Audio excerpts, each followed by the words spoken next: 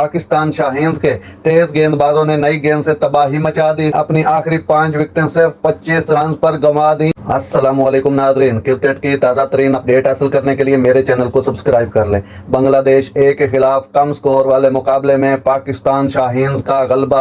उस्मान खान ने 45 गेंदों पर 39 रन की नाकाबिले शिकस्त इनिंग्स खेली, जिसमें 5 चौके और 1 छक्का शामिल था।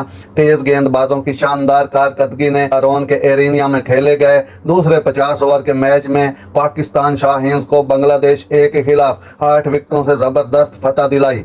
शाहीन्स ने 79 रन के मामूली हदफ का तआक्कुब करते हुए सिर्फ 17 ओवर में फाइनल लाइन तक पहुंच गए। मंडोल बांग्लादेश ए के लिए शानदार कारकर्दगी का मुजाहरा करने वाले खिलाड़ी थे, जिन्होंने इब्तदाई दोनों विकेटें हासिल की, लेकिन बाकी गेंदबाजों की हिमायत से महरूम रहे। इससे कबल पहले बॉलिंग का इंतखाब करते हुए पाकिस्तान शाहीन्स के तेज गेंदबाजों ने नई गेंद से तबाही मचा दी। खुर्रम शहजाद ने तंजीद हसन और अकबर अली की विकेटें हासिल की, जबकि मोहम्मद इमरान जूनियर ने टॉप ऑर्डर को तहस नहस करके जशन आलम, परवेज हुसैन और रफीफ हुसैन को पावर प्ले में आउट किया।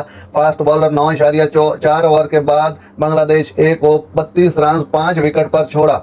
परवेज हुसैन वाहिद टॉप ऑर्डर बल्लेबाज थे जो 30 गेंदों पर 19 रन बनाकर डबल फिगर में पहुंचे, लेकिन बांग्लादेश ए इसके बाद अलग हो गई। उसने अपनी आखिरी 5 विकेटें सिर्फ 25 रन पर गंवा दी। बांग्लादेश ए 24.4 ओवर में 78 रन पर आउट हो गई थी।